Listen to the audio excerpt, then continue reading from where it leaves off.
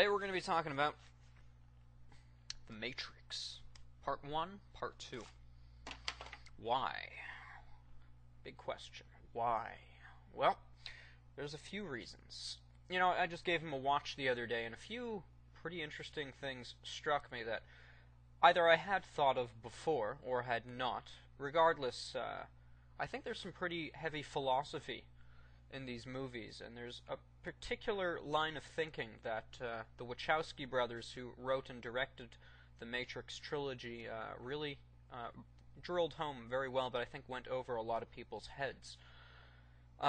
It's really about free will versus determinism in a lot of ways. It asks some other questions, like what does it mean to be human, which is the study of anthropology and other things, but the debate between free will versus determinism is prevalent throughout the Matrix.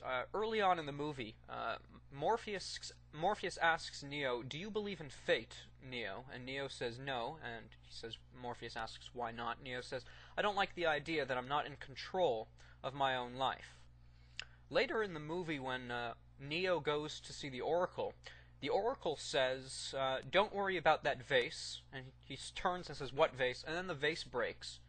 And then the Oracle says something very interesting. She says, "Would you have broken that vase if I didn't say anything?" And Neo's kind of confused about that. Later on in the sequel, the Oracle again has a conversation with Neo, where Neo clearly knows that the Oracle knows what Neo's going to do before he does it. Neo says, "Do you know if I'm going to take the candy?" "Well, how can I make a choice if you already know?"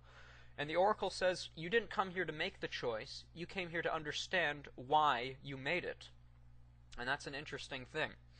Later in the movie, Neo meets the architect, who is the program who wrote The Matrix, and the architect reveals some very interesting things concerning The Matrix and the free will versus determinism argument. According to evolution theory, determinism would be true, because we would be nothing more than physical beings who are going through physical actions and reactions based on the laws of physics.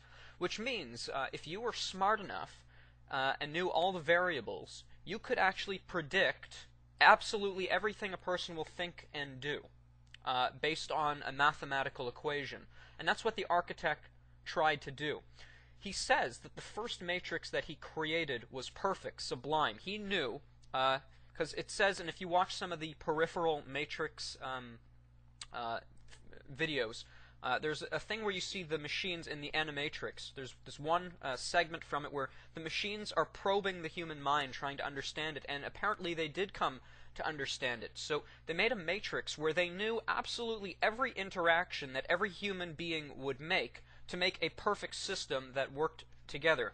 And the architect said this: despite all of this, with mathematical precision, there was still an anomaly in the Matrix. Basically, people making choices that could not be predicted, which led to a system crash and an anomaly, which was the One, who would then restart the Matrix every time this anomaly came, because with everything predicted and every variable understood, that means there was a path that every person in the Matrix would take, necessarily.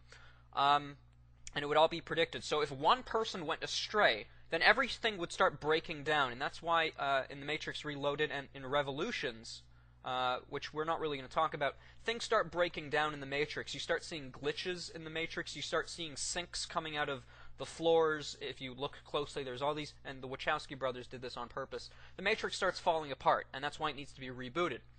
And this has a lot to do with the biblical view of creation, and we're going to talk about that in a second. But back to the architect. Isn't this getting interesting? So the architect said that then, because of this anomaly, which happened every time, the anomaly became something that could be predicted and then controlled, which is why the path that Neo takes, though originally it was a systemic anomaly, it had become, though an anomaly still, something unpredictable, it became predictable by the fact that it kept happening. Apparently the Matrix would be rebooted, and a new crop would be brought in, and the whole process would go again, and there'd be another one. The movie the trilogy, the 3 movies, this Neo, though there were Neos before him, and the Merovingian says, "I survived your predecessors." This one was the unique one, and the reason he was unique is because the Oracle was a intuitive program who, having realized that human beings are not, she says to Neo, "You've made a believer out of me." This is really cool. She recognized that human choice is not based on determinism. There's something else. Basically, the movie never comes out and says it, but it is actually a wonderful proof of the human soul, or at least within the Matrix reality, it would be considered proof of the human soul. Neo, in many ways, is a picture of Christ. He is fully man, but he's also fully something else. In the context of the Matrix, he's also a program, and you can find hints throughout that in the Matrix. I'm straight. He's a machine. Neo was given a cookie by the Oracle. That's why he went to go see her. And later in the second movie, the Merovingian talks about how he created a piece of cake that was a program to make people do things. He gives it to a woman, and the woman has a reaction that he indeed wrote within the program, because the programs in the Matrix, they understand the mathematical equations and variables that go into human thought. So he curved her reality to this and into this piece of pie. Anyways, so the one program, which originally was a systemic anomaly, was now a predictable and controllable function within the Matrix. That was given to Neo by the Oracle when he took the cookie in the first movie. When he died at the end of the first movie, he died and he was resurrected. I think that's kind of meant to be a picture of Christ. And Christ is the incarnation. He's fully man, but he's also fully divine. Within the Matrix, he is fully man and he's also a computer program. And some people say, well, how can that be possible? Well, Agent Smith proves this to be possible in the next movie, because he's a program who then becomes human. Bane, that's in Revolutions. So, I'm trying to organize my thought. This is cool stuff, though. So, what's really my favorite scene in the whole Matrix trilogy is the scene with the architect, where Neo is coming to realize all this. He never comes out and says it, but he says in a moment, the problem is choice. The problem is choice, and the architect indeed agrees. The question is, does the architect know what Neo is going to do?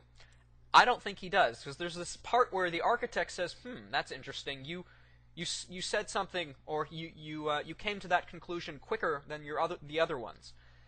It's showing that human beings, though there are deterministic things about us, like if you prick my finger with a pin, yes, it will hurt. You can indeed predict that. That is determined.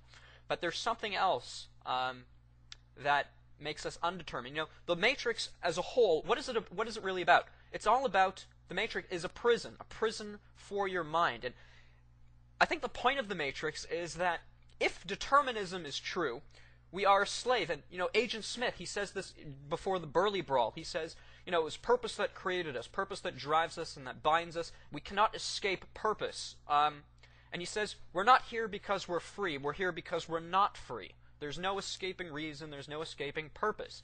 Agent Smith is kind of, he basically exemplifies, or personifies the determinism point of view.